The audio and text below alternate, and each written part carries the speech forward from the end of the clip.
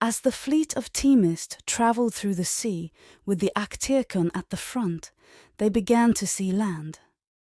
But as they got closer, they began to see other ships along the coast.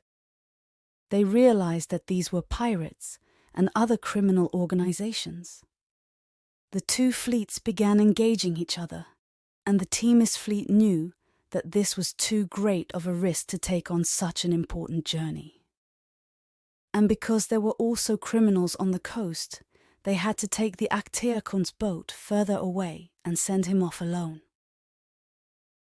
Before getting off, he changed out of his formal wear and got into a more adventurous wardrobe.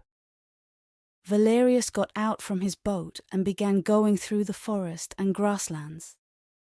In these lands, he had to spend time going through villages to sleep at night, and try to make sure not to draw attention to himself. He stayed in these grassy lands for 3 days. After the grassy lands, Valerius saw what would be the difficult part of his journey going through the Eros desert. For hours you traversed in the sand, making sure to drink the water he needed before arriving at a small tribal village. He got what he could at the local canteen. Then, at the bar of the canteen, when he was getting a drink, he began speaking with a young man sitting next to him named Mion, who had an outgoing, charismatic and sassy personality. The bartender came up to them and asked if they were done with their drinks. Mion replied, "No.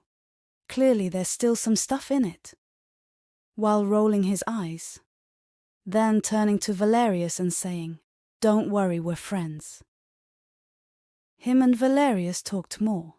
Valerius stayed at Mion's home that night. In the morning, Valerius began to pack up his things and go. Mion stopped him and asked if he was going to go through the rest of the desert by himself. And when Valerius said yes, Mion offered to go with him because he had spent his entire life in the desert and could help him through it.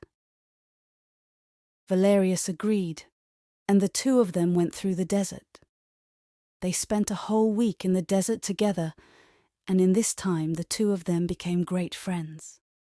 And Valerius decided to tell Mion that he was the Actaeon of Teamyst, and how he needed to go to the land of the Greater to find the goddess Mortia. After this, Mion decided that he would continue with Valerius through the rest of their journey together, to the land of the Greater, and together they would